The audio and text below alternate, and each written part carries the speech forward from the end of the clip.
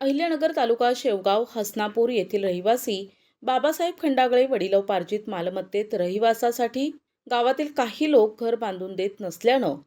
जिल्हा अधीक्षक भूमी अभिलेख कार्यालयाच्या विरोधात जिल्हाधिकारी कार्यालयासमोर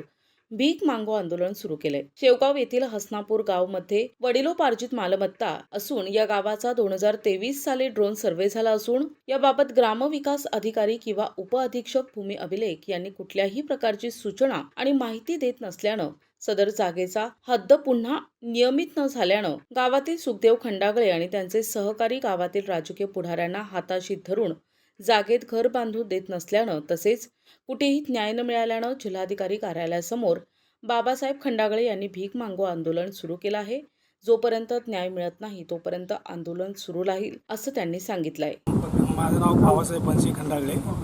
मी मुक्काम पोस्ट हसनापूर शेवगाव तालुका जिल्हा अहिल्यानगर येथे राहणारा असून आमची वडिलोपार्जित गावठाण जागा आहे, परंतु शासनाने जे आता ड्रोन सर्वे केला त्या ड्रोन सर्वे केल्यामुळं ती आमची जी सहान जागा होती ती सहान जागा आमचा शेजारी जो आहे सुखदेव खंडागळे हा गावगुंड पुढाऱ्याचा कार्यकर्ता असल्यामुळं तो आम्हाला त्या ठिकाणी गेल्यावरती घर बांधून देत नाही, दादागिरी करतो, बायका वगैरे घेऊन आमच्यावर मारहाण करून आममध्ये लेडीजचे गुन्हे दाखल करण्याचा तो प्रयत्न करतो। त्याच्या संदर्भात मी आता गेले म्हणजे आम्ही 1 वर्षापासून तहसीलदार, BDO, ग्रामसेवक, पोलीस स्टेशन त्याच्यानंतर मुख्य अधिकारी, कलेक्टर यांना निवेदनं आणि अनेक